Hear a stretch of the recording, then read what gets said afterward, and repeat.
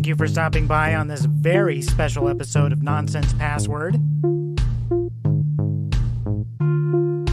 This one is for the 4th week of August 2019. And for the first time, Nonsense Password has a guest. And I couldn't have picked a better one. This guy's an independent filmmaker, making all sorts of micro-budget films that are singular and interesting and fun. And I've been very glad to have him on the show. I spoke to him for longer than any of his breezy movies. And I hope you enjoy the conversation. We talked about pretty much everything. Art, life, propaganda, technology. We got pretty philosophical, kind of practical too. Anyway, I very much enjoyed it. If you enjoy it, please subscribe to the podcast. Check me out, nonsensepassword.com, and on Twitter at nonsensepasspod. Earlier this week, I released the second major audio drama, or whatever it is, by Nonsense Password. I call them trips. This one called The Deets. Please check that out. But now, for the next hour and a half or so, I hope you enjoy my talk with independent filmmaker Cody Clarke.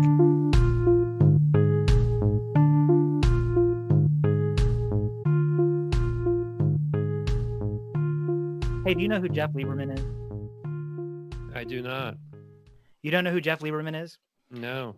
Jeff Lieberman was going to be my first interview. Jeff Lieberman made many really interesting horror films in like the 70s and 80s. He made stuff like Worms, where these earthworms are just driven crazy by electricity to kill people. And he made Blue Sunshine, which was an amazing okay. Yeah, I know that drug one. movie. Yeah. Do you know, he also made Satan's Little Helper, which is a hilarious and very underrated movie, and Remote Control. And anyway, I just love his films. Mm-hmm. And so I found him and we were talking for a long time, and he sent me a copy of Just Before Dawn, which he's very, very proud of. And it's the only film that I've never seen. So we're talking and everything, and I hadn't gotten around to watching his movie, and he got pissed off at me and blocked me. Oh, so wow. I have no way to talk to him now. But he was going to be my first ever interview on this show, and I'm thrilled to have you now, Cody Clarke, after running into your movie by happenstance, digging through the Amazon Prime movies, and running into Mute Date, which I think is an amazing date movie. If you're on a date and you have Amazon Prime, you should definitely put it on and watch it. Now, when we started talking on Twitter, you offered to come on and talk about this movie, and I've been absolutely thrilled ever since. I've been waiting to get you on here forever. So, you know, when you talk to people about Mute Date, what do you say? Well, if they're asking what it's about and, you know, if they should watch it, put the time in, all that, I usually explain to people that, you know, it's kind of relatively short, first of all, compared to a lot of movies out there. You know, it's pretty breezy. And it's basically about two people on a blind date in the near future as part of a beta test of some new technology that allows them to communicate telepathically. So all they have to do is think about words, and the other person will hear them in their head. So it's a little similar to, you know, headphone technology. It's just like a step up, you know, from that. So you know, it's them trying it out and them realizing things about the technology as they try it out. And if people like things like Black Mirror, I haven't seen too many Black Mirror episodes myself, but people seem to compare it to that. If people like that, that's the kind of near future I'm talking about, the kind of like Twilight Zone esque experience.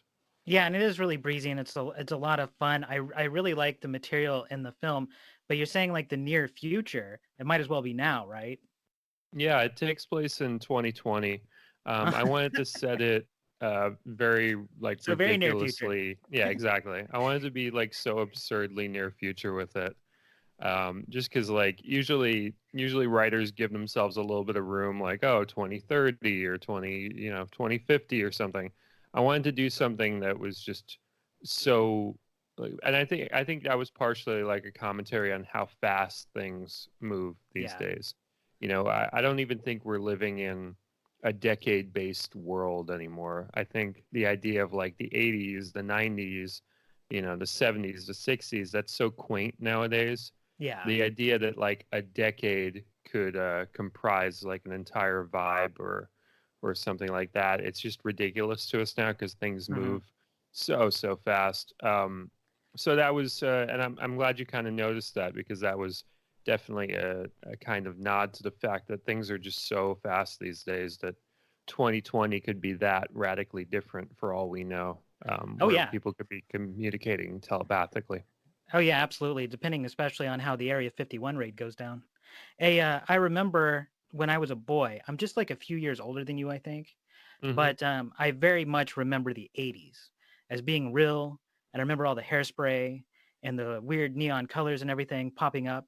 But I also remember constantly how people would constantly say, in the future, the world's knowledge will double every 48 hours. And it just like became this thing where it seemed like we all had to chant it. In the future, the world's knowledge will double every 48 hours. It didn't really seem to come from anywhere because people who don't study anything, and this was like before the internet was a thing, we just all knew this. In the future, the world's knowledge will double every 48 hours. I don't know if that's necessarily true because it kind of depends on what you mean by knowledge, but it seems to get batshit crazier every 48 hours, right? Oh, absolutely. I think there's a lot of truth to that saying. I remember, now that you mentioned it, I remember hearing that myself growing up, and it's kind of one of those phrases it is so ubiquitous, but then at some point you just stop hearing it, until somebody like you brings it up, and I'm like, oh man, I remember that. Yeah. It was absolutely everywhere. Do you Yeah. remember do you remember too? Because I mean like you have you don't just have like a technological slant to your work that I've seen, but you also go into like sort of like these interesting spiritual things. And I think what's really strange is I really love your art and I think we're very similar in very weird ways. But let me ask you a question too. Do you remember it was like sort of like late 80s, early 90s, there was this constant debate about whether or not they need to televise executions. Yes, I do And remember that. where the Yeah. fuck did that come from? Why was it everywhere? Why were we all talking about that? I don't know. It's harder to track, I think, back then than it is now, because nowadays you can probably find like, if somebody has some weird idea that catches on, we can find the tweet or we can find the first meme or whatever Yeah, that launched it off. But back then it was, I mean, that kind of thing would still happen. Of course, somebody yeah, would some idea would pop into somebody's head and it would just catch on like wildfire. But we didn't really have the tracking unless it came from like a known artist or something, like Keith Haring would be a great uh, example, where Keith Haring was known for very stick people kind of drawings, that are very ubiquitous, that everybody's seen them. Not everybody knows his name, but he was a well established artist, so we can pinpoint it to him. But yeah. something like Kilroy was here, the Mm-hmm, little mm-hmm. Oh drawing yeah, yeah, like yeah. that. We don't Mhm. necessarily know, to my knowledge at least, we don't know who came up with that first, but that was like an example of like a meme in like, I guess, the 30s, 40s, I think maybe Yeah, yeah, around yeah. then when it first originated. But it's just interesting the time we live in now. We could probably pinpoint the guy who was like, hey, what if they start televising executions? If that came up now, if that was like the first time we thought about it or heard about it. But yeah, I do remember that. And I do remember just in general, as a kid, people think that like Twitter or whatever invented like just things that catch on in people's heads and Mm-hmm. Hmm. become topics of conversation, much like immigration wasn't really a thing we were talking about more than like 3 or 4 years ago. And then it kind of caught on like wildfire during the election. Hmm. Um, Things just kind of catch on. And like when I was a kid, I remember those cycles. I remember, sometimes people call them news cycles, but a lot of times they have nothing to do with news necessarily. But yeah, that kind of stuff would happen for sure. Yeah, the strange thing about it though, even when this happened as a kid, I was thinking, where's this stuff coming from? And if I couldn't pinpoint an artist or something, because people would always hate people that they see on television. You could generally tell whose favorite movie star somebody is by how they're combing their hair or how they walk around and say stuff. But then sometimes this wild shit would show out of nowhere, and it would last forever. How, like you just said, nowadays we could go back and we could pinpoint where the first tweet came from, or the original poster or whatever. But things are so much more rapid now that even doing that, by the time that we find the guy, we're on to some other outrage. And these things seem to last for years. Yes, definitely. They would catch on for a long time, and they would die out, and then they would come back. And yeah, we were in kind of slow motion for most of our lives, I would say. And then now maybe we're in fast motion. Maybe we'll find some medium in the future where we're kind of at normal speed. But it definitely seems like we're stuck on fast forward like nowadays. Yeah, the time back then seems like a little bit like prehistory. And I think, here pretty soon people are going to start tuning out and things are going to mature a little bit. But one of the things I really liked about Mute Date was that you were really kind of like exploring that, and you really had like your finger on the pulse of it, And I have every little project that I have some little motivation for doing it, like I'm trying to say something, or I'm trying to make fun of something, or I'm trying to explain something. When you're making Mute Date, did you have like any particular thesis you were going for?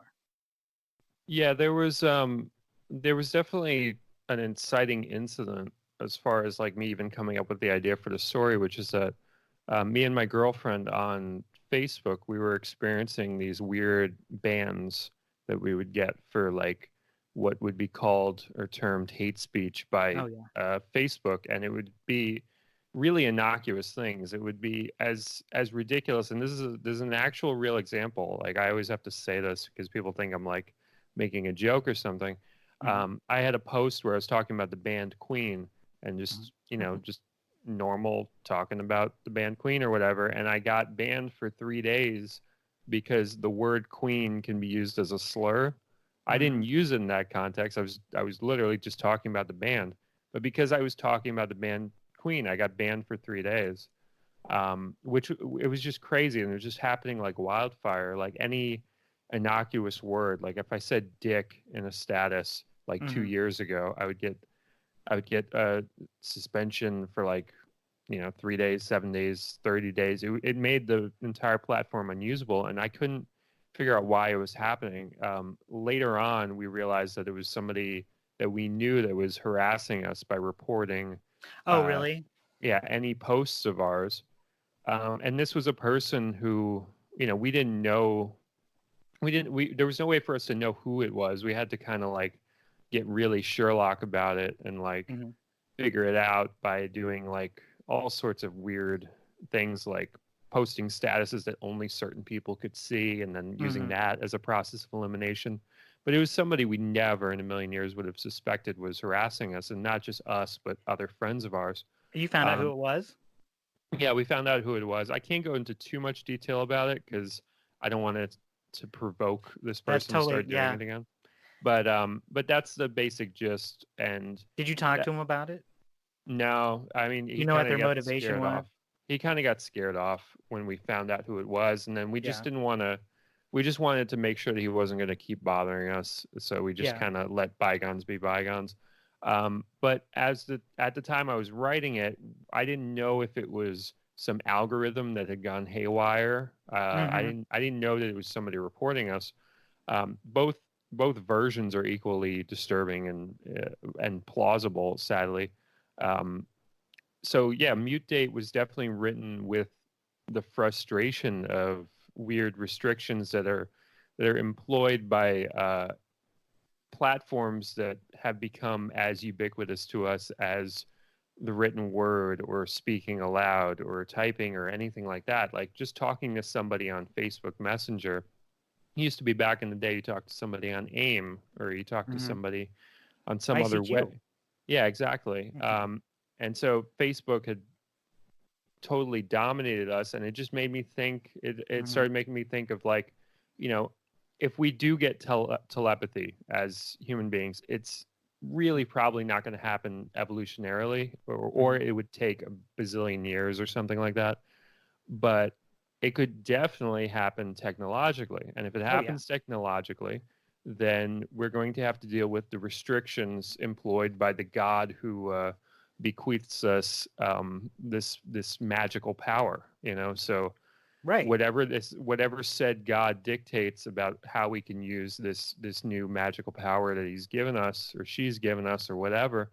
That's just something we have to deal with, and that was really fascinating to me. So Mutate is definitely about playing God, and the ways in which social media plays God with us and tries to control us and restrict us, and the weird counterintuitive or unpredictable goals it might have for that. So that was all stuff that was swirling around in my head when I was writing it, for sure. I think you did it really well, and I think you laid it out really well in a really like nice, palatable way.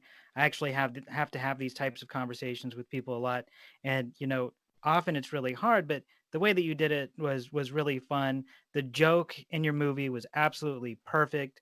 The joke that gets them in trouble. I can I can honestly relate to the bannings too, because I got swept up in the algorithm on both Twitter and Facebook for things that had nothing to do with anything. Both of them were called hate speech. One of them was a joke that I made about society because of I can't tell the princesses apart, the UK princesses. I don't care about them. Hmm. But the BBC did a story on one of them having to shut their own car door, right? And so I don't even remember what I said, but they said it was hate speech and I was threatening her. And it wasn't anything. I mean, it wasn't anything. Yeah. And then I made like an anti-war statement on Facebook to a friend, and that got busted for hate speech. And I'm like, this is the opposite of hate speech, but the way that you laid it out in that movie too is like, there's no appeal. You can't appeal this, and even if you do, where does it even go? And you just get the same result. It's like you have to have like really extraordinary evidence that that's not what you meant, and instead you should just be like, well, I have no really reason to invest in this platform anymore. And two more things about that. One, did you see that Facebook just recently stopped gaslighting people about they were having humans get conversations from Messenger, like audio conversations, and then humans were transcribing them? Yeah, I heard about that recently. And I feel like it's all just like any new thing that comes out, it just helps promote Mutate. Yeah, Like absolutely. all the craziness in the world just turns into something where I can tell somebody, "Hey, watch Mutate." Absolutely. Amazon, Google, Apple, they all got busted for similar stuff too. And you hear it for years and years. It's like, oh, you're crazy. Yeah, Facebook isn't listening to your conversations. Well, then why am I being advertised this really weird bottle of pop that I found in a random store? absolutely. It's all the craziness that it gets called craziness, in the present And always turns out to be true in some version in the right, future. It may not be specifically 110% exactly what you predict or can right. sense something is, but the truth of the matter always ends up being about like 70 or 80% what people were predicting and talking about was going to happen, for sure. Yeah. And that's really not helpful for people who have trouble measuring things. We're like, whoa, we're going to go way Yeah, deep down this path. And another thing too about telepathy, you're talking about, telepathy, perhaps it could happen in the near future. If it happens, that shit's going to be tapped. And second of all, what about this Elon Musk Neuralink thing? yeah, exactly. And I wasn't too aware of the Elon Musk thing prior to writing Mutate, but Oh yeah. then afterwards, I guess I did find out about it. I think probably the Joe Rogan episode with Oh yeah. Elon Musk. I think that was probably my first exposure to the Neuralink thing, just because I I don't have too much interest in Tesla cars or anything like that. So Musk was something I knew about, but wasn't really ever studying that thoroughly or anything. But yeah, the Neuralink thing is definitely something to be aware of and That to was be such a cautious of. that was such a fun interview too. Did you see the video of him from 2015 where he was doing like the whole SpaceX thing, and he was being interviewed? I think it was on 60 Minutes, and he was talking about how you know these astronauts from before are saying it shouldn't be done in the private space. Space should be something we're doing together. And what he's doing is a travesty. And then he just starts crying. No, I didn't. I didn't You see should that look at that all. up. I You should, should yeah. look that up. It's a hell of a watch. It's like, oh. Anyway, absolutely love Mute Date. And then after I saw Mute Date, I have become a fan of the horror genre lately. Actually, I hate genres in general. Like I hate the idea of genres. I Preach. really I really like singular works of art, and I really like singular films. And I think that Mute Date is definitely a singular film. There's nothing quite like it, and that's what I really appreciate about it. And that's why I reached out to you, and I'm trying to promote your film a little bit. But the whole genre thing makes art into an industry, and then what you get is just a bunch of garbage trying to fit into like some sort of hole, and like so much of it is terrible. Yeah, it's And definitely a marketing thing, and abs I wish people realized that largely genres are used for marketing and don't necessarily reflect works of art at all. right. And they cause undue expectations. I know for a fact that like there are a lot of movies that come out that are kind of dramedies in general, Mhm. that are kind of a slight mix of drama and comedy. But if some studio says that they want to market it as a comedy, they're going to say it's the funniest movie ever, and just to get Mhm. asses in seats. And then guess Mhm. what? They get the asses in the seats, and everyone's like, well, this isn't that funny, therefore it's bad. But if it had been Yeah. marketed as what it actually is from the very start, you wouldn't have had that expectation being ruined, and it would have gotten better reviews and been received a lot better than if you did the hackneyed thing of this is the Mhm. funniest comedy since blah blah blah blah. You gotta come see it, all this stuff, and then people come see it and they feel ripped off, and they take it out on the movie. They never take it out on the marketers, Right. So Right. Absolutely. I absolutely hear you there. And I have a lot of trouble saying what anything of mine is. I try to avoid the whole like publisher thing mm, and all that. I just go straight up, do my thing, do what I do, try to have, absolute total control over everything. But there does come a point, and I'm terrible at marketing. I'm terrible at advertising. I'm trying to get better. I think there's something wrong with me as a person that makes me terrible at advertising and marketing. But there always comes a point where I have to talk about or I have to promote something that I've made, and I never know what the hell to say. And sometimes I have to force things that I've made into specific genres. So if you're going to force Mute Date into a specific genre, what is it? Very, very near future sci-fi? that's a great question. I think I have to term it sci-fi, but the problem with terming it sci-fi is that what pops up in somebody's head when they hear sci-fi isn't necessarily what pops up in my head when I think of sci-fi. Because when I think of sci-fi, I think not just of, Star Wars or Right. Star Trek. I think of Twilight Zone, and I think of Ray Bradbury, and I think of a little bit more nuanced, more human. Maybe I would term it human sci-fi, or I would term it um, Human non-sci-fi, non-sci yeah. non-fi.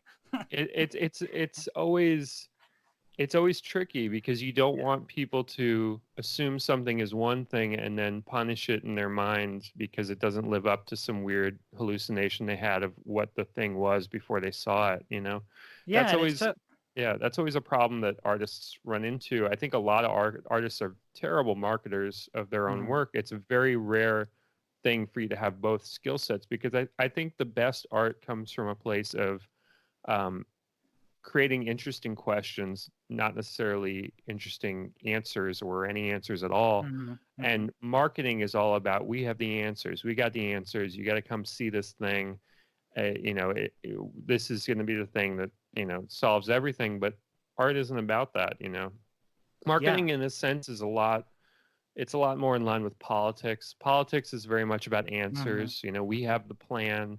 We've got the bill that's going to change everything. We've got the healthcare thing that's going to be the best healthcare. All this stuff that constantly goes around politically. It's always based in answers. Who's got the answers? Let's vote for the person with the answers. And art is primarily about questions, I would say. And so when people marry art, which is about questions, with politics, which is about answers, that's when you get things like propaganda. That's when you get very highly persuasive stuff that can really screw up, entire periods of history for people and put people in death camps or kill people or this, that, and the other. Propaganda, I think it's because it's almost like this black tar heroin version of art, where it's like, here's all these questions that you're constantly now thinking about, plus all these answers to these questions that you weren't thinking about 2 seconds ago. Like, it's just, it's too much for the human brain. So I think, I don't know if there'll ever be a war on propaganda, but when people talk about, like, they don't want any wars anymore and stuff like that, I think the best way to get at that as like a result would be to attack propaganda and to pinpoint it. That'd be really hard to do because it's so, it's so in bed with advertising. Yeah. And just, selling. They use and the anything. exact same tactics.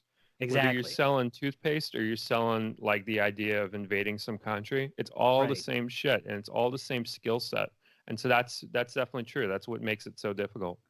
And that's what really pisses me off about me. I dissect that shit. I see exactly what's going on, and I can recreate it some way, but there's something like inherent in me that where I'm just like, just kidding, and then it never works out. I'm just terrible at it. And the whole like, trying to package your thing into some sort of nice little marketable package is so imprecise, right? As you were talking about earlier, these people, they are marketed this movie that they ended up seeing a different movie, than what they were expecting, and they end up pissed and they take it out on you or whatever, when really it would be nice if we could just live in the world and say that mute date is mute date. Yes. I would compare it to itself, That's it. All the great stuff gets compared to itself. People aren't saying, oh, Game of Thrones is like Lord of the Rings plus this plus that. They're just saying Game of Thrones is like Game of Thrones, and everyone knows what that is now. Right. LeBron James isn't the next Michael Jordan. He's the first LeBron James. Exactly. Like all great things, you can really only compare it to itself at a certain point. That's great. Okay, so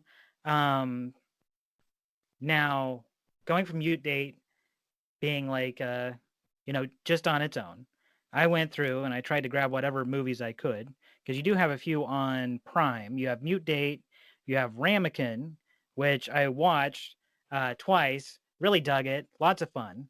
I really loved how you shot it. And actually, you were doing a lot for Ramekin awareness among my friends, because they didn't know what the hell a Ramekin was. And I'd be like, hey, you got to watch this movie Ramekin. And they were like, what the hell's a Ramekin? I'm like, it's a Ramekin. It's like a sauce dish. And they're like, oh. And then they go and they watch it, and they seem to have a lot of fun with it. They really like it. It's a fun little movie. It's very simple. I mean, it's obvious that the movie probably didn't cost all that much, because you only had like 2 locations in that. Yeah. But it was great. I mean, it's a really fun little movie. You got 2 locations, a great young actress, and a Ramekin. What more do you need, really? I mean, that's a movie born out of kind of an in-joke between me and my girlfriend, where I would pretend to be scared of ramekins and she would text me images of ramekins all day, just because it amused us both that like such an innocuous, weird little object had such kind of like a creepy name. it almost like it's like a gremlin-y kind of like Rumpelstiltskin-y kind of like strange name for something that's just a white porcelain cup. So at a certain point from, weeks and weeks of sending, you know, our little in-joke meme about ramekins to each other, I was like, I should just do a horror movie about a ramekin called Ramekin. And it was like, it's one of those ideas where nobody's going to do it except you, and just do it kind of thing. It wouldn't be too hard. So that's kind of what it was born out of. And, I found Jamie Saunders and wrote the script entirely tailored to her. And, the rest is history. It's a very simple, childlike movie. It's my most kid-friendly movie by a long shot. And I'm really happy with it. It was definitely a throwback to a lot of the goosebumpsy kids horror of my youth. I'm glad you dared to make that Ramekin movie, because who else would? I mean, Yeah. and there's nothing like it. And I could tell that you were like, you probably had an idea somewhere and you decided to make like a horror movie about it. I didn't quite know where the Ramekin thing came from, but I do have a little bit of Ramekin history and my background as well. I have this really like criminally psychotic friend, and he would always demand to make me dinner all the time. And he was so bizarre. I'd hang out with him, and then after a while, he became obsessed with ramekins. Like he had to buy the most perfect ramekins. And he would go out and he would find them. And then he would be like, hey, would you come over? I've got these new ramekins, right? And then we'd look at them and he'd be like, what do you think? And, I'm like, they're ramekins. And I'm like, there wasn't really much difference to him until he found these steel ones, these stainless steel ones, and he absolutely loved them. It was a long, drawn out, crazy odyssey that came from absolutely nowhere. And then here you are years later, you make this movie Ramekin and you bring it all together. And Yeah, I appreciate that. I'm amazed that you had that great lead up to seeing the movie and like finally seeing somebody else experience some horror, some psychological stuff going on with ramekins. That's great. That's I mean, I can't ask for a better lead up to somebody watching my movie. That little short film at the start of you and your friend and all that. That would be the perfect lead in to people watching that movie for sure. Yeah. I think you're gonna do for ramekins what whoever did to make a like clowns psychically horrifying. Mm-hmm. Is gonna be the new thing. Everybody's gonna Yeah. have ramekins on Halloween. They're just gonna have ramekins out. Oh, It's I a would really love fun that. movie. It's really simple. It's really fun though, and your actress was amazing. Where do you find these actresses? Oh my God. I have to shout out backstage.com because I found so many incredible people on there. That's been my primary resource for finding actors and actresses, because you can just kind of browse a bazillion different names and faces and just, do the hard part of casting without even having to bring anybody in, because you can kind of just see their reels and see their headshots and find out a little bit about them, and find out if somebody's even in the right ballpark for what you're looking for before you bring them in into some sort of cattle call, which I always avoid. I've never done that, because that's just a horrible thing to put people through. So if I contact somebody, it's because I'm kind of already a thumbs up on them, and then it's just about seeing if they're a thumbs up too. And yeah, Jamie was one of those people that I just found on Backstage one night, and just immediately knew she was perfect for it. She was the only person I contacted for Ramekin. I just saw her face and I saw the movie in her face, and reached out to her, met up with her. She was totally game. And then 2 weeks later, I had a script that I had written tailored totally towards her. And we were already in pre-production and getting it going. Yeah, she was absolutely great. She totally sold it. And you seem to cast very, very well. I really like that dude who looked like Frank Zappa in Moot Date. Yeah. Yeah. That's Anthony Kapfer. That's a friend of mine for over 10 years. I've known him, and it was finally, he's one of those guys that has been begging me to write a movie for him forever, and I would just be like, I want to, I just don't have an idea yet. And then finally Mute Date, I just could not see anybody else but him for that role. And he is a stand-up comedian, so that worked as well. And I wouldn't say the character is 100% him. It's probably about 60% true to him, but he's perfect for the role. And Nina was somebody, Nina, who plays Erica Peters opposite him in the film. She was somebody I found very last minute because we had cast an entirely other actress who ended up ghosting us 2 weeks before we were to shoot, just totally disappeared off the face of the earth. And she was totally gung-ho and game about the project, and then she just suddenly disappeared. I still have no answers with that. But Nina was a last-minute hire, which is crazy to think about because she's so, like, the movie is so much her and is so hinged on her performance and what she brings to the film. So she was last minute. 2 weeks before we were about to shoot, we cast her, and she was absolutely incredible. So backstage has been a great resource, but I do tend to hire friends of mine. I don't necessarily write things for them right away, but maybe 8 years, 9 years later, I end up writing something perfect for them and using them.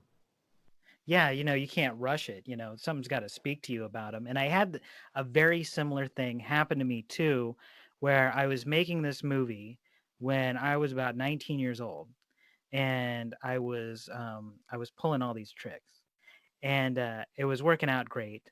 But then I cast this woman who was really, really eager to play this one small role, but it was a very crucial role, and I had to sort of like in a very guerrilla way set up this entire scene around this hot dog stand on this place that I couldn't really get authorized to do it, but I was going to do it anyway.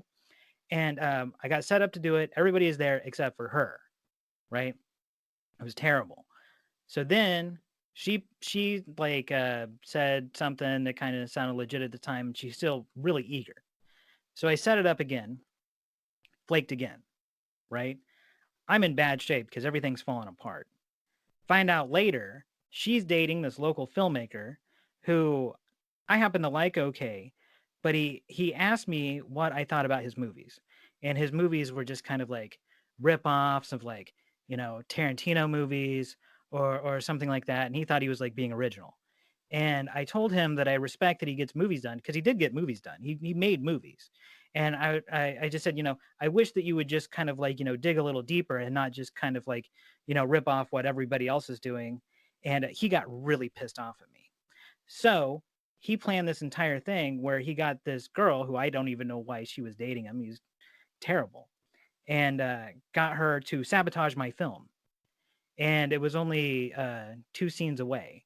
I had a television network in a state nearby that wanted to show it, and a movie theater nearby that wanted to show it too.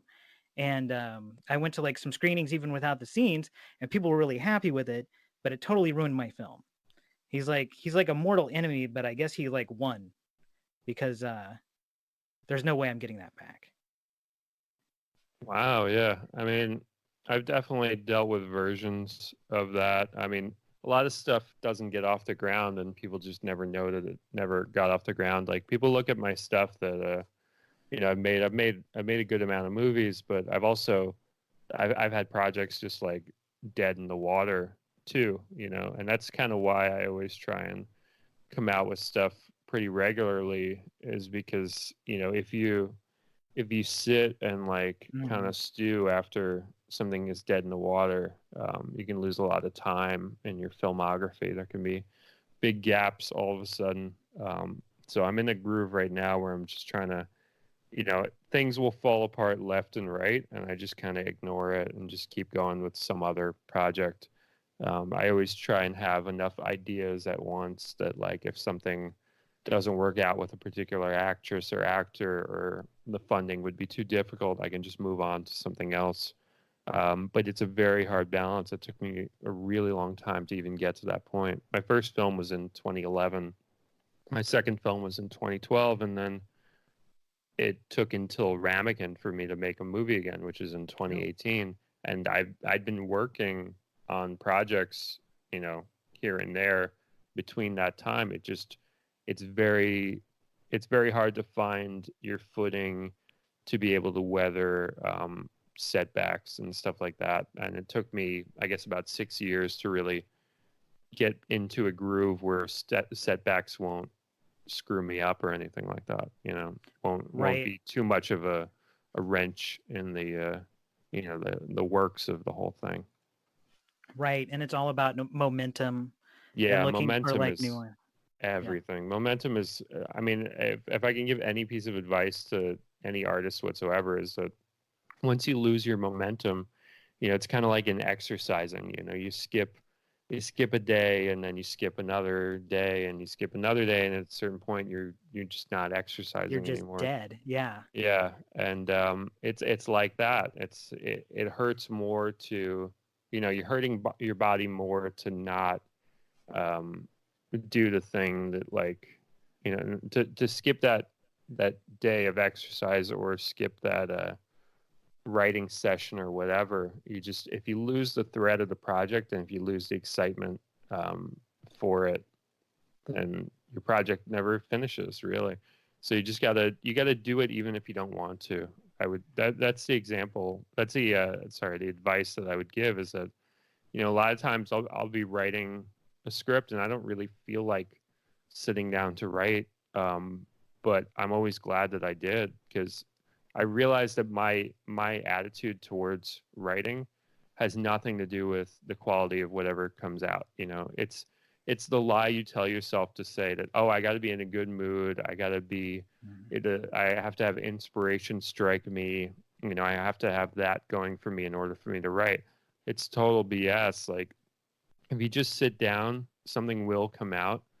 Maybe it's a sentence, maybe it's a word, maybe it's some whatever, but just always sit down, because if you don't sit down, then you're going to atrophy like crazy creatively. It's going to be a lot to get you back into that chair again to do stuff again.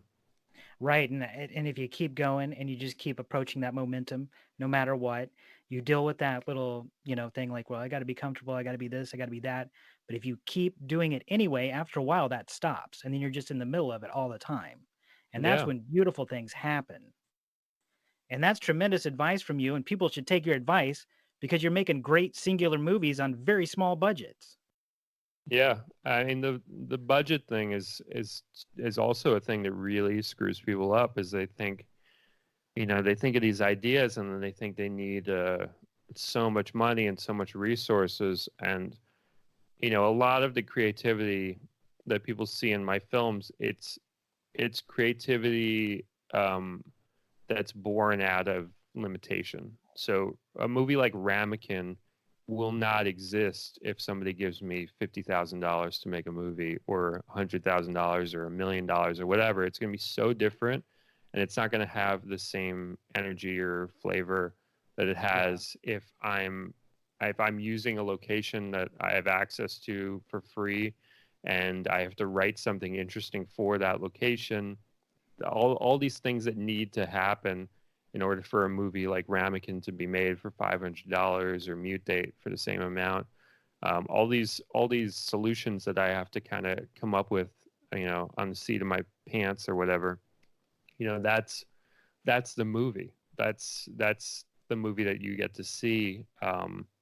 So I would hope that people will, at least in this century of filmmaking, I would hope that people stop seeing their limitations as limitations and start seeing them as opportunities for creative solutions, because we're going to get more singular works when that happens. It's always, something becomes singular when the experience you had making it isn't repeatable by anybody else. Like, nobody else could cookie cutter make what you're doing. Like, and that happens a lot with horror movies, where like a horror movie will come out, and it'll be very creative, it'll be very interesting, and then for the next 30-40 years you just see the rip-offs of it, because it's a formula that somebody realized, hey, we can just copy that formula. If we get a guy on gore and or whatever, and we have similar gore to what that movie did, and we have a similar soundtrack, blah blah blah, I'm not interested in making those kind of movies. I'm interested in making movies that somebody's going to be like wanting to rip off, or something like that. I'm like with Mute Date. Everyone was obsessed with Black Mirror, and then I come out with Mute Date, and I want people to realize, you can tell these kind of stripped down sci-fi stories for very, very cheap. Mhm. It's you don't need to CGI in some spaceships or planets blowing up or aliens. Like, you could tell really stripped down, like almost oddly French 70s or 80s kind of very human films that just happen to have science fiction or happen to be relevant to now. Um, and that's a solution I came to creatively, because there was no way to do a story like Mute Date on a grand scale, and it would have probably suffered as a result. Right. My idea of hell is making those kind of rip-off movies. Oh yeah. I mean, and a lot of those people I think that are making those rip-off movies, and they're critical of like lower budget stuff, that are like, oh, you're making a B movie or something, and oh, it's great even though it's a B movie or something like that. Hmm. Just like kind of like refuse to accept it artistically because they themselves don't have the creative energy to make something similar or to Right. make something their own. Yeah, it's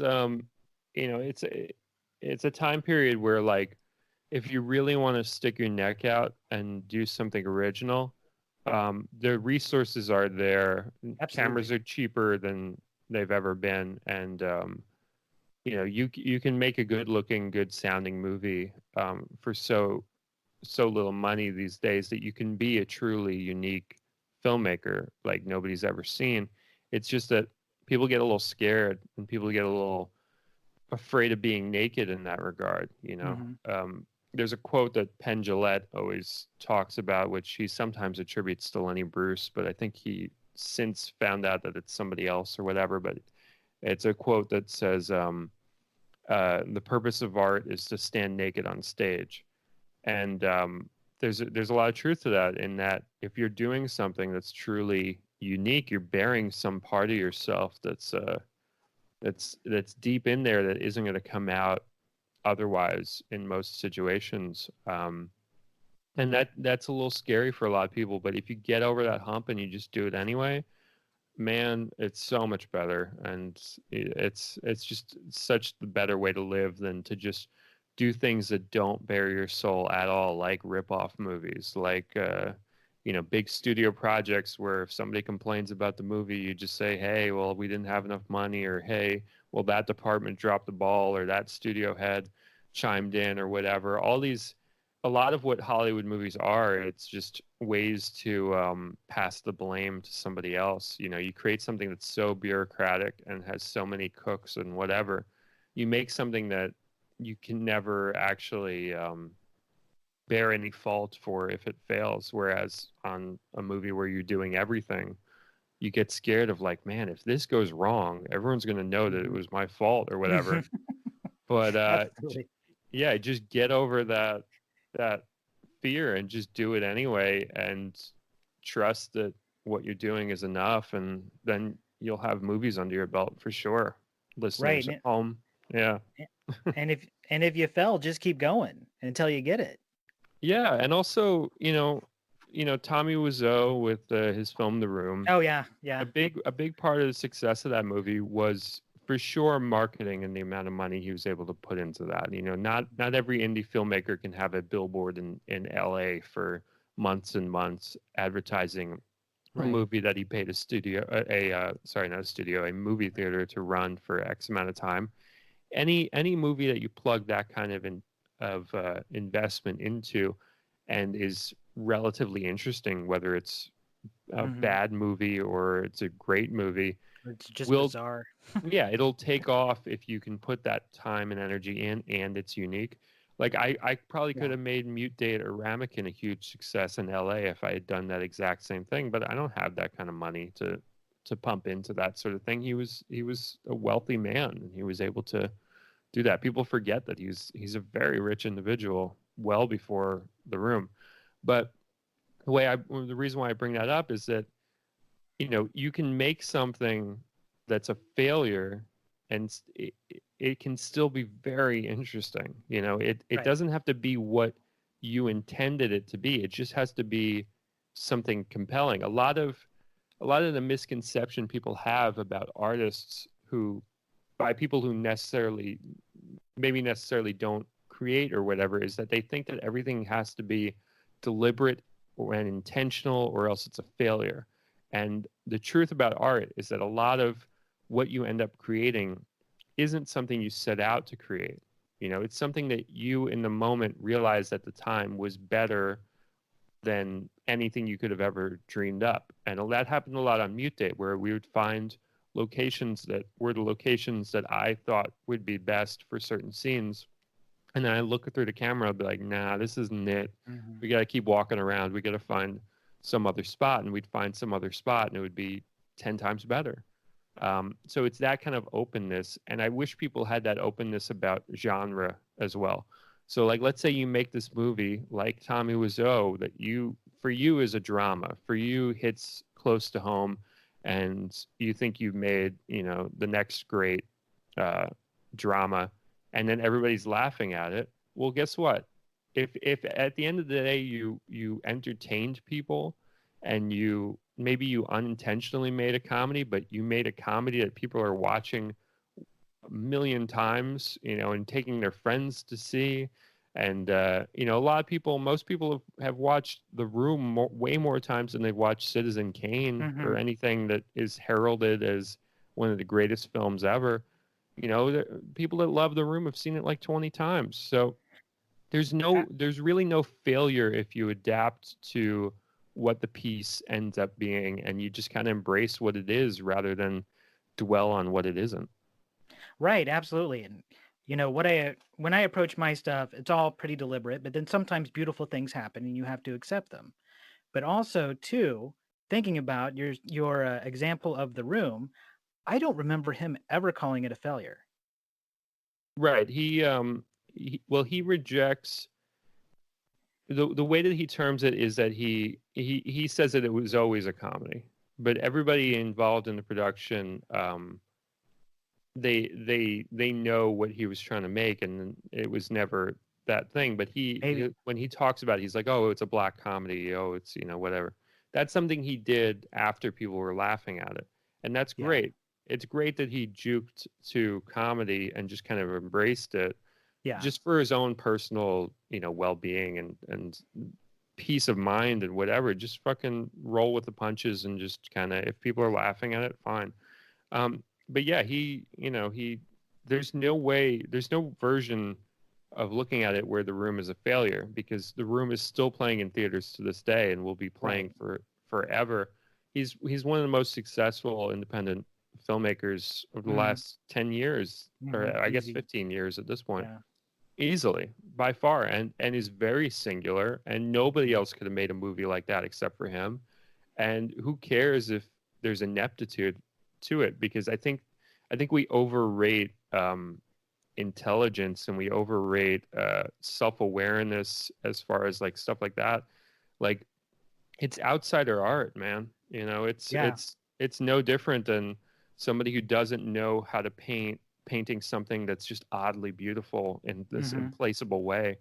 And I think he deserves a lot more appreciation, or rather respect, than he gets from some of the fans, because some of the fans just like, it's like a freak show thing to them. And that's kind of putting a weird spin on it, because you do have to tip your hat to the dude, I would say. Absolutely. And it could be just like, all the times the corporations gaslight us and everything over what really is happening. He is such a mysterious person that he could have been playing like a very long game of 5D chess this whole time. Yeah, I mean, I wouldn't put it past anybody at this point. Just knowing, this last election cycle and how Trump like kind of persuaded his way into the Oval Office, man. Anybody could be doing that at any point. And that was kind of a little bit of Mute Date in there too. Mute Date was definitely informed by the last election cycle, in that it's very difficult to understand what anybody's motivations are. And if you do, you're probably wrong. And that's kind of what I was trying to get across with Harriet Miller at the end of Mute Date was I wanted to paint this person in a position of power that was just constantly manipulating people to do exactly what they wanted, even if it was being angry with her. So the kind of person that, like, if you're upset with her, it's because she wants you to be upset with her so that you then do something because of your upsetness that she wants to do, wanted you to do in the first place. It's very reverse psychology. It's very, that's kind of what she's doing with them, is she's getting the exact result. And I see that a lot. I'm not well versed in religion, but I see that a lot in depictions of God. God he's sort of like a master persuader.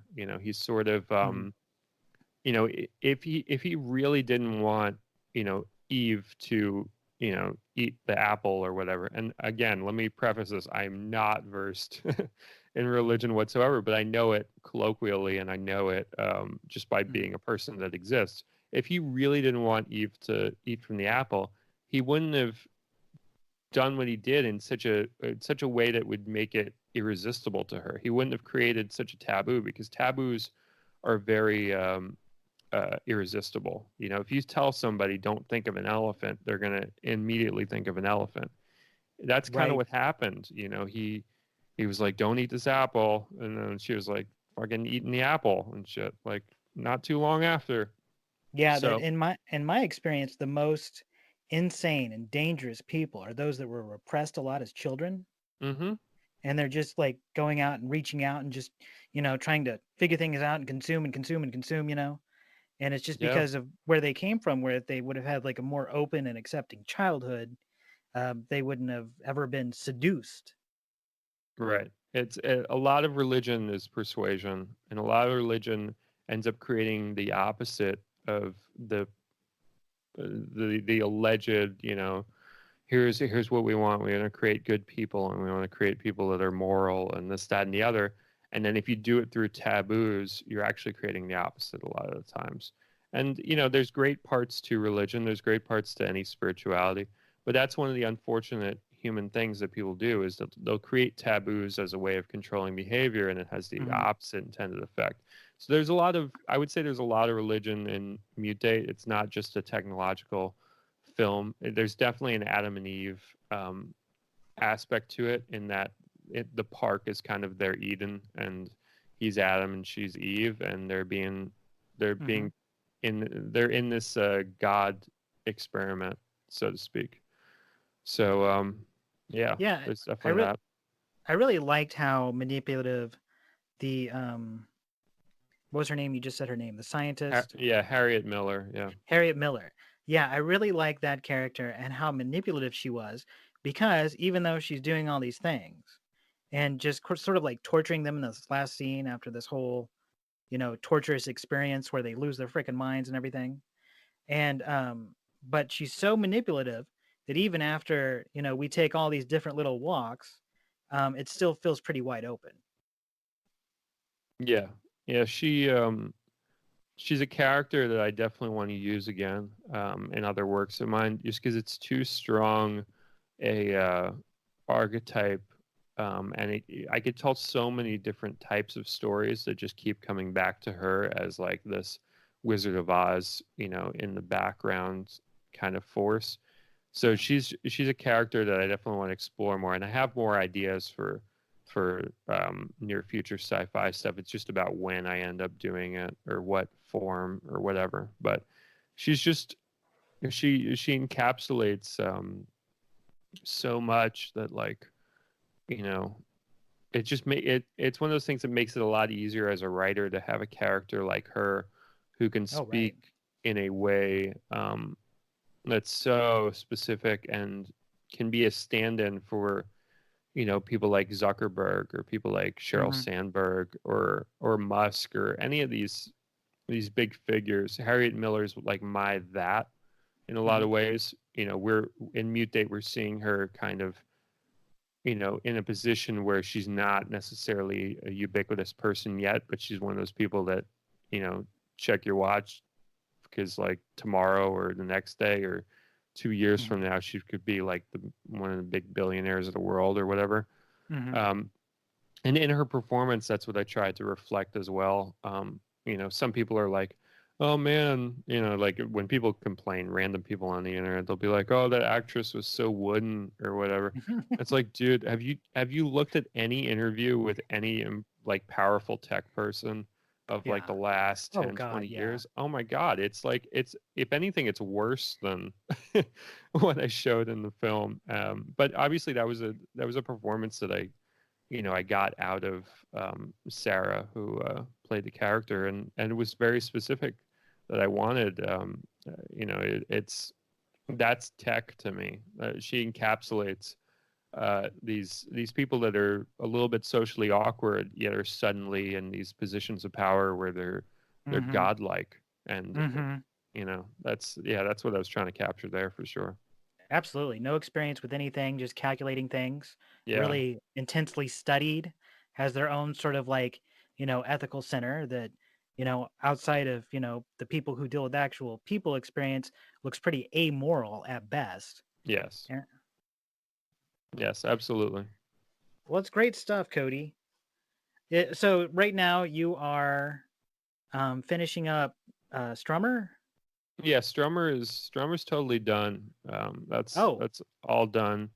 That's my sequel to my first film, Shredder. I did a sequel 10 years later, just kind of picking up on the character and expanding the story a little bit. And I shot it on the same camera, same microphone as I shot the first one. It was really interesting to do, and I had a blast making it. And a lot of people that have seen it think it's my best film to date, which, for me, whatever best film is just whatever I'm working on at the time, because you kind of have to always believe it's your favorite or your best while you're working on it to get it done and sit in the editing room for hours and hours and stuff. Like right. you gotta love it. Um, And so is yeah, there anything more fun than editing your own stuff? I mean, like when I'm editing, when I back when I was making movies, when I was editing my own movies, I was having such a great goddamn time, and all my friends are playing video games and everything, and I'm like, look, I'm editing my movie, and then when I'm editing my own audio dramas or whatever too, I'm just having the best time ever. yeah, it's and that's great that you have that attitude about it, because a lot of times people talk about it as like a slog, and it's really not. Like if you really key into it, it's really an incredible experience. It's way better than shooting something. I think people kind of overrate the shooting aspect and underrate the editing aspect. The editing aspect is, Yeah. even with the frustrations, it's a lot more enjoyable than shooting something. Right, it's a lot more chill, film being such a, complicated art form because you like manage the location and all these people Oh and this yeah. thing and the schedule and all this stuff's going on. I'm an old man now. I had a terrible health situation that I got out of, and I'm ambulatory and stuff, and I'm making money again. So, right now I'm just working on audio stuff because honestly, right now I don't have the resources to make movies right now, including the freaking energy. So, uh, hat tip to you, sir, for going out there and fighting the good fight. Thank you. And look, you're doing what you can do. You're finding some way to create, which is, that's 90% of it is just churning stuff out, and you're Yeah, certainly doing that. So I couldn't do it for years, and it was terrible. I couldn't do anything, and it's like my identity. I couldn't yeah, do anything for a while, and then it just feels good to have my identity back. It's not exactly what I want to do, but I'm having a lot of fun in the medium. You know, that's I'm I, great. I'm doing things with audio that I couldn't do in a film. Hmm. Because I just don't have the resources, and I'm not talking about like budget or anything, but I can't build this big goddamn arena with all these, demonic alien beasts around and fighting everybody, and I don't have this budget. I have something coming out soon that just spans, God, probably like half a millennia, and I don't have the resources to do that on video right now. But audio, it totally works out. It's great. It's a good time. That's why I do this. It's pretty much entirely my identity and for my own amusement. When I see like writers saying, well, I need to write, like I need to eat my vegetables, I'm like, I don't know how you cannot. I have an overwhelming urge to create things and I can't stop people hate me for it, you know, and it's just who I am. Yeah, I mean, I could certainly relate to that. I can't turn off this faucet, you know. I can call all the best plumbers in the world. Nobody's gonna know how to turn off this goddamn faucet. It's gonna be on until I die, you know, and I just kind of have to accept that, you know. Things come out of me and I put them down on paper or I make them into films or whatever, and that's my lot in life, and I embrace that wholly. And on my best days, it's awesome, and on my worst days, I do it anyway. But Right. I get stuff done, and yeah. Right. I can't stop either. So you're a filmmaker. You're also a poet. Yeah, I've written a bunch of poetry books. I write at least one poem every single day. That's been my Oh, ritual really? since about September 2014. I've been doing that. I never Oh, missed a Jesus. day. That's a Yeah, lot of poems. a lot of poems. Well over 2,000 poems at this point. But I've also written a couple novels and a couple novellas and some collections of short stories, and you know that's all great stuff too. But a lot of people don't check that stuff out because it's a lot easier Right. to get somebody to sit down and watch a 70-minute movie about a ramekin or whatever than it is to get them to read a novel or whatever. That's kind Right. of what I learned once I started writing books, is that nobody reads books. Right. It's That's why I'm such going a for their ears yeah. too. Yeah, yeah. If you can hit people on visually or auditorily, that's usually the best bet. But yeah, I really like the poetry aspect that you had going on in Ramekin. She's like, I yeah, wrote the best poems ever. yeah. I I just mean, absolutely love that actress. I thought she was great. oh, she's the best. And the poems in that film, there's similarities between her poems and the kind of poems that I write. Like if you've Yeah. seen Ramekin, you can kind of see what my poems are kind of like in a little bit way. It's kind of like a parody of them, but that's kind of what they're like. But yeah, I mean, Ramekin I wrote kind of based on the fact that like once I started writing poems like every day, like my friends, some were like, "Oh man, that's so cool," and then others were like, "Wow, this is like this weird obsession," or like, "Why do you think your stuff's so good?" That like like all these weird nagging things that like come out once you ever start doing anything and are happy with it. You Yeah. know, people You can know, be very judgy, and so yeah, Ramekin was like a reflection of that a little bit. It was a little bit satirical, pointing it towards myself a little bit. Yeah. criticism never really bothers me. I'm pretty much like way, way over it, even if it's vicious and nasty. But I Hmm. tell you what, somebody recently, I don't even know when it was, rated me 1 star in the iTunes store. Mm. Didn't say fucking anything. I don't care. I don't care that they rated me 1 star. If it's an honest 1 star, that's fine. If they hated me that much, that's cool. Just fucking tell me. Yeah, exactly. I mean, I've dealt with some 1 stars recently, and it's the cost of doing business. But like, what really pisses me off about it lately is that like, I was taking it in stride and I was just finding it amusing or Yeah. whatever, and then Yeah. like Amazon took down movies of mine because they got like 1 star ratings, and I was like, wait, what? This is the game we're playing? And I was like, I oh god. remember I remember we were talking about this on Twitter. Yeah, yeah, And it's three. do you want to talk about this? Yeah, I do want to mention it just briefly because I could talk about this for hours. But basically, we as low budget indie filmmakers on Amazon Prime, we're held to a completely different standard to any polarizing, major studio release. Like let's take it for example, Us by Jordan Peele, which a lot of Right. people were kind of mixed on. Some people thought it was Right. great. Some people thought, it wasn't as good as Get Out, or they thought it was bad or It's not as whatever. good as Get Out, but nothing is, so. Sure, yeah, Get Out is a tremendous film. But yeah, something like that, or something like Beach Bum, the Harmony Korine film with Matthew McConaughey. That's a polarizing major studio release for sure. A movie like that will never ever be at risk of being taken down on from Amazon Prime for its 1 star reviews. And if you go on any of those movies, you'll see plenty of 1 star reviews, plenty of 5 star reviews. It usually averages out about hovers around 3 stars average or 3.5 stars, which on Amazon looks horrible. You know, if you see something on Amazon with 3 stars, you're like, all right, I'm not buying that. I'm buying the other vacuum cleaner or whatever. Right. So I mean, people approach movies in that same way, where if they see something that has 3 stars, they're like, I don't know about that one.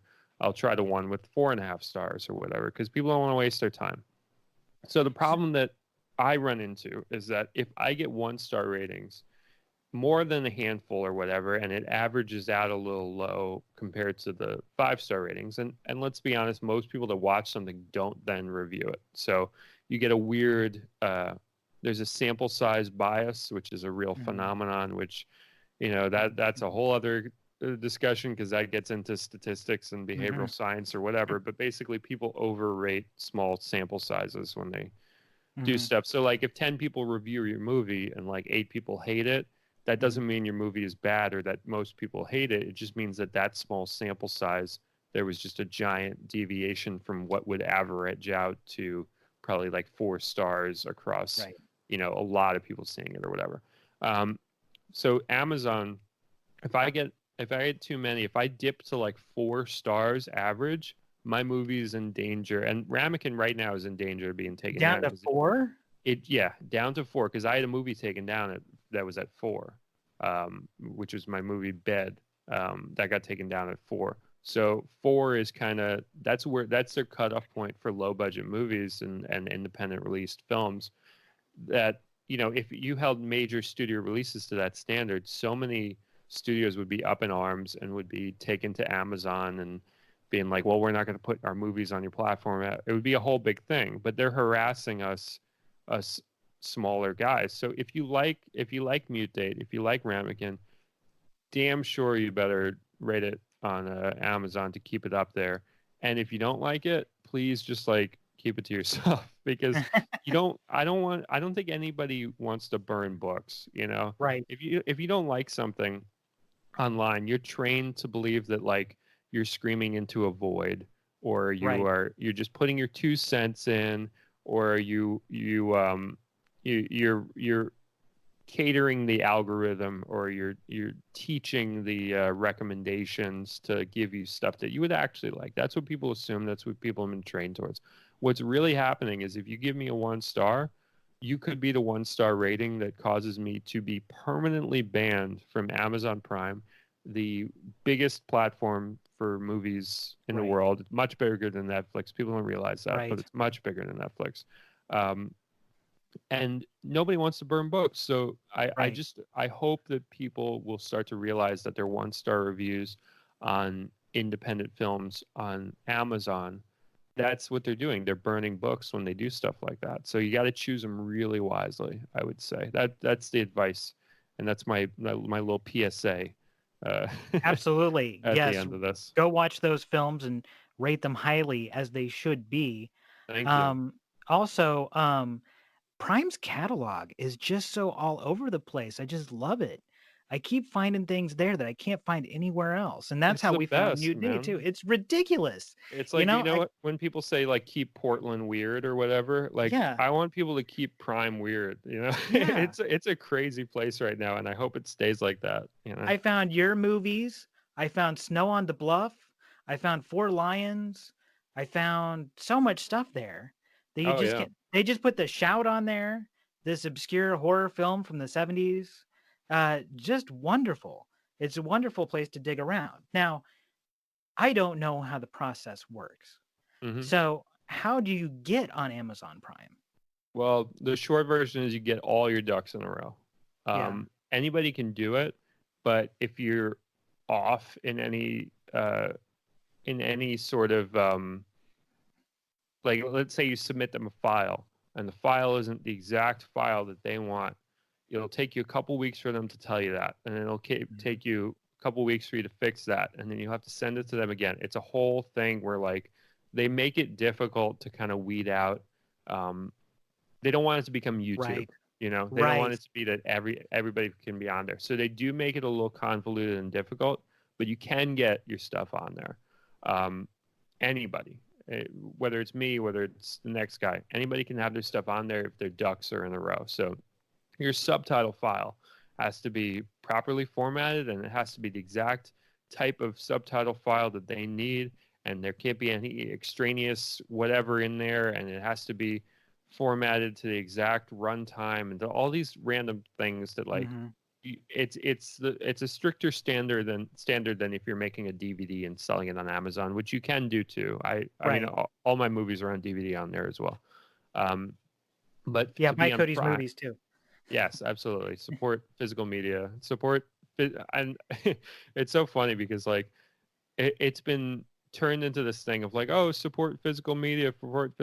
At this point, just support physical reality, because the places we're going as a species, like, I mean, it's the tip of the iceberg to be like, buy a DVD. You know, it could be in the difference between us living in a virtual reality for the rest of our lives or not. Like, I honestly think that physical objects there's a vested interest in moving to a digital world by the elites of the world, it seems.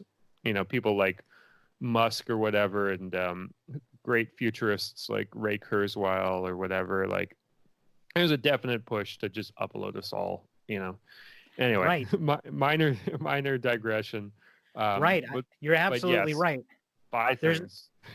There's a beautiful thing to it too, you know. And I'm kind of working on this, like I've been working on this extended piece about this entire idea. But you know, say some humorless creep goes and gives you that 1-star review on Amazon Prime and knocks it off forever. If I have a copy of Mute Date in my house, Bezos in his fucking mech warrior costume is not going to come over and take it from me. Yes, nobody can take it from you. That's what's so great about physical media, is that unless you like lend it to some friend who like loses the DVD under his couch, it's yours forever. You know, it's a beautiful thing. Don't lend your primary copy to your friends. They'll fuck it up and lose it. Buy extra copies and lend them those. Yes, buy one copy per each time you want to watch it. That exactly. Yeah. If you want to see it 10 times, buy 10 copies of Mute Date. Exactly. That's exactly what you should do. That's the kind of society we need. That is a protest against this sort of like virtual reality type of situation that we're heading towards, that I can really get behind. Hey, I fully believe that stuff like Marie Kondo or like hoarders or whatever, it's all a psyop. It's all to get us to find physical objects disgusting, or find the personal property disgusting, so that we all just get migrated into some digital world. That's what I see when I see that kind of stuff, because it's all propaganda. Because most people aren't hoarders, and most people, you know, they just like owning things that they love, and there's nothing wrong with that. That caused such a phenomenon around me. Mm-hmm. Like, people that I know were like, well, holy shit, I don't have to hold on to all this stuff. And they're like, well, I got to get my life together. And they were just like, you know, sacking up all their stuff. All these people I know, right? And this lady who asked me for help sometimes on certain things, she needed me to help her set up a GoFundMe or something, because her husband's dying. This is a very sad story. Mm-hmm. But long story short, I'll cut out the really brutal parts, because this is a really, really heartbreaking story. But she watches Marie Kondo, does the first part where she grabs all of her clothes and everything and throws them in one central location, so then she can go through them later, right? Well, she throws them into a little bedroom where there's a lamp on. And then, like, she has a lot of clothes and they're all in there, and this room is stuffed full of her clothes. And then she gets tired and goes to sleep, and then her house burns down. Jesus. Yeah, it's terrible. Man, that's horrible.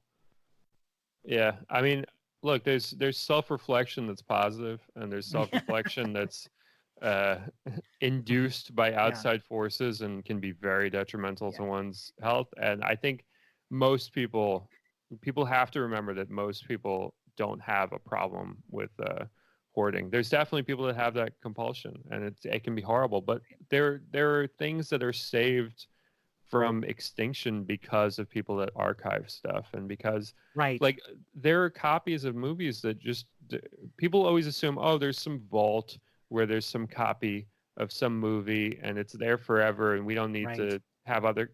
bullshit, dude. Because if you look in the annals of fucking film history, there have been so many instances where things burn Absolutely. down, are gone forever. There's so many movies from the 20s and 30s that are gone forever. All we have is like the programs for them, and maybe a couple people remember seeing them. Entire catalogs of movies just gone, and a similar thing will probably happen at a certain point if we migrate too much to digital.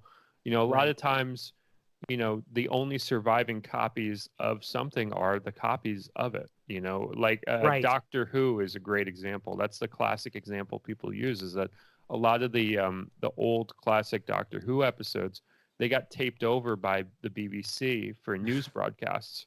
So this was a time period where nobody saw any resell or worth to a science fiction show, which is it's remarkable to think about now. It's crazy to think about now, but that was the reality of the time back then. So there are certain episodes that only exist in the form of some guy liked the episode and held his audio recorder to his television and recorded the audio off the TV. That's the only surviving example of an episode of a major science fiction show, Doctor Who. You know, that like huge program, one of the biggest, most well-known across the world. It's crazy to think about, but guess what? It happened. It'll happen again in some other version. So you gotta archive things. You gotta keep copies of stuff, because there could be a huge purge of digital stuff that we don't know about. You never know. Right. And you know, or they could just like edit them. Yeah, absolutely. Yeah. You never know. That freaks me out. That freaks me out more than anything. And then, you know, you're right. These things have so many instances of them occurring. And it's like, even if it's a film that I don't care about at all, there's just like, if I know that a film just like disappeared, that all these people, you know, came together and they made, and it just like disappeared, it like breaks my heart a little bit. Oh, it should. Yeah. And I mean, you have to make sure to not ever be sociopathic in your viewing habits. You know, you shouldn't want people to not know a movie exists just because you don't like it. It could be somebody else's favorite movie. It's like, it's kind of like if you take like a particular medicine and it just doesn't sit well in your stomach, that medicine could save somebody else's life. It's just not the medicine for you, you know? Right. All individuals are different. Nutrition is different. The way people perceive things is different. Yeah, absolutely. Yeah, I sit down and I watch some movie that won an Oscar, like, or whatever, and I'm like, oh, I don't see why that was of value. And then if I really spend time online, I'll find a review of somebody pouring their absolute heart out, saying that movie changed their life. And am I right, or are they right? You know, whoever likes it is right. You know, whoever likes it is seeing something in something far deeper than I am. You know, getting enjoyment. I think that depends if that reviewer is an operative in an advertising campaign. Yeah, exactly. I was definitely hoodwinked. It can definitely, hey, you know, with the anonymous stuff that happens online, it can definitely happen for sure. There can be tons of fake stuff. Hey, let me ask you a random question here. What do you cut on? Do you use like Premiere or? I use Final Cut Studio just because I'm so used to it. And I use Final Cut 7, which is pretty obsolete at this point, but it works fine for what I use it for. You know? I appreciate that. I recently really fallen in love with DaVinci Resolve, which I've is heard free. Great things. Yeah. Yeah, it's really great. Totally free, and their devices look really strange. They have. Have you been to their website? I haven't. Black Magic Design. You should go there and just look around. They have these control interfaces that are some of the most interesting things I've ever seen in my life, and they're so expensive, but they're really interesting, and they're super cool for, you know, letting us have that program for free, because it's been amazing.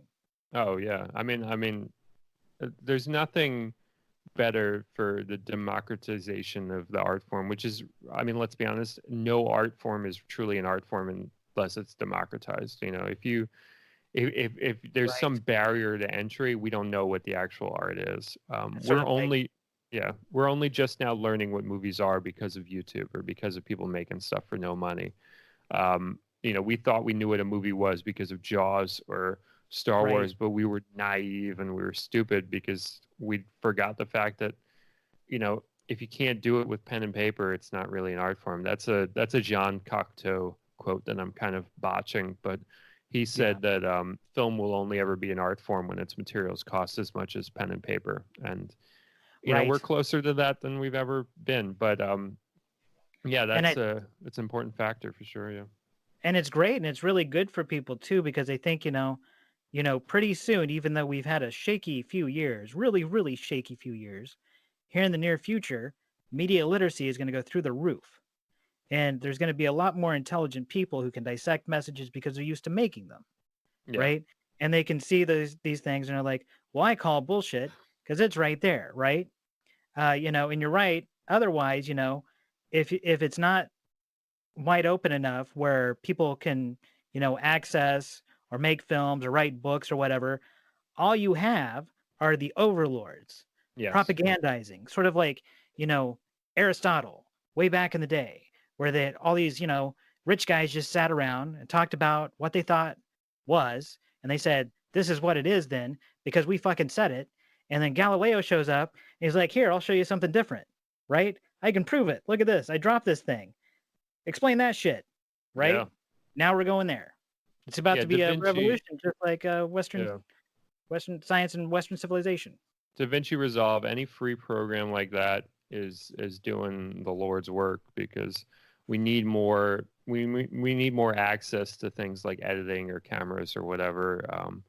It's really, really important for the art form. It's going to be the longevity of the next 100 years. It's going to come from the little guys. This is our century. The previous century of film, it was barriers to entry, and it was a lot of propaganda, and it was a lot of here's what movies we're going to allow to exist. It was a lot of overlord shit. And the next century, it's all the little guy being able to show what the art form actually is. And sometimes the art form is some guy in his house unboxing something, and sometimes it's mute date, and sometimes it's somebody doing a prank, or whatever. Anything that, however you use it in a democratized, cheap way, that's what film actually is. It's not Star Wars. It's not Jaws. I love Jaws. I love Star Wars. Can't stress that enough. But it's not that. Okay, that's something else. That's the version 1, and version 2 is going to be what it really actually is. Yes, it's going to get wild. So what do you have next? Well, next is Strummer, which will probably be released early next year. I'm submitting it to some festivals because with this one, I feel like I have a little bit more of a chance at somewhere like South by Southwest or some of the big festivals. It just feels a little bit more tailor-made to something like that. So I am trying for those, but that's always a dice roll. It's always just going to Vegas and playing the slots and seeing what happens. So I'm not putting too much stock into that, but whatever happens, worst case scenario, I release it myself, just like I did with my other films, put it out on DVD myself, put it on Prime myself, and people will be able to check it out. But it's like at a certain point you have to check back in with the elites and see if they're going to embrace you yet. Like early on in my filmmaking career, like I submitted to a ton of festivals and nobody wanted my films, and I was like, all right, well, I guess I got to move away from that. But it's been 10 years. Maybe people are ready for me now. Who knows? We'll see. Yeah. One of the first films I made a long, long time ago. It was just this really bizarre little film, and I'd sent it out to film festivals, and it played in Toronto and a couple of other places. And I was like, this is cool, but this really fucked up thing happened. It's a movie about eminent domain, and I'm looking through all of these catalogs about film festivals, and I run across this film festival, and it says, this film festival is for movies about eminent domain. And I go, that's amazing. Right? Perfect. They're going to love me, right? Everybody's receiving this film really nice. I'm going to send it to them. This is going to be great, right? They rejected me, and then they said, look, you should probably read what the film festival is about. This film festival is about eminent domain. Your movie is not about eminent domain. And I was like, huge failure. Oh, yeah. I submitted actually, I don't think I ever ended up submitting it to them, but there was a festival that was about it was geared towards movies about psychology and that get across psychological concepts and stuff like that. And I was like, man, I could, if you put me in front of like a podium or something, I could sell the hell out of Ramekin as saying things about narcissism or Oh, sure. abuse or just any number of things. I could do like a TED talk in an instant, but I was like, you know what? It's just not going to get accepted. It's not worth spending the money to submit. If you look at like what was accepted like the previous year or whatever, you realize they're not looking for fiction movies. They're looking for like literal like documentaries, that nobody's going to watch, that are just like, like essentially things that you'd watch like in like a health class, like in like middle school or high school or whatever, Yeah. They would never in a million years play something that's like actually entertaining and not just torture for children, in Right. class. Yeah. See, and they don't realize too how ineffective that stuff is. Oh yeah. They got this cause and they're going towards this cause and they're like, we got to change the world, and they're showing people who are like the choir, but it's a very sad choir, and all they do. Yeah, they get the grants too. They Right, get $50,000 for their project and shit. right. And they're like, we love this misery and we love these grants. And, but really, I think so much is possible. So much more is possible if you just make something fucking silly that Yes. just gets the point across. Absolutely. Anyway, Cody, thank you so much for being the first guest, the first Dude, interview ever on Nonsense Past. I honestly, this is probably the best podcast interview I've ever had. So you have a remarkable talent for bringing out that out of their guest. I had such a blast doing this. I really enjoyed talking to you, man. Wonderful. Thank you. I haven't interviewed anybody like this for like 20 years. So Dude, it's nice. you haven't missed a day as far as like, the chops go. Like it's like riding a bicycle for you, I can tell. And I hope you have more guests in the future, because you Me do too. have a knack for interviews. Hey, if you see Jeff Lieberman, put in a Yes. good word for me, because I don't even know what I did to piss him off. And I'd love to Yeah. have him on the show. You should watch his movies if you haven't seen them. They're particularly hilarious. Yeah, I've seen Blue Sunshine or whatever it's called.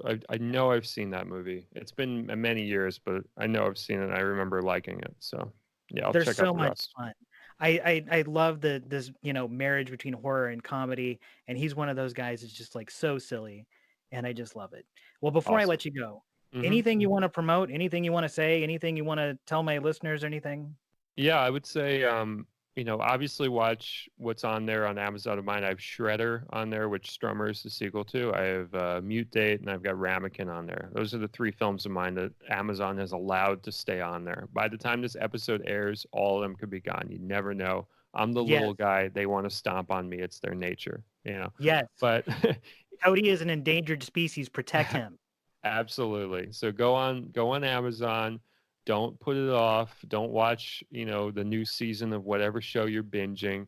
Take a Right. little time out of your schedule. Watch a 70-minute or an 80-minute movie by somebody who, is doing it in a way that's going to be the way that it should be done for the next 100 years. And Mute Date is a great date movie. And whether you're going into it, in whatever type of relationship, whichever one you are, you're pretty much guaranteed to get laid. Yes. It has a very get laid ending. So yes. I think so. It's the perfect Amazon Prime and Chill movie. Absolutely. I wish I could put that on the box. I wish I had that quote for the DVD for sure. All right, Cody. Thank you so much. I hope we catch up again sometime in the future. Thank Best you. of luck I with would do the- this again in a heartbeat. Absolutely. Very cool, man. Very cool. I guess I'll see you around Twitter and other places until then, man. All right. Take care, All man. right. Good luck.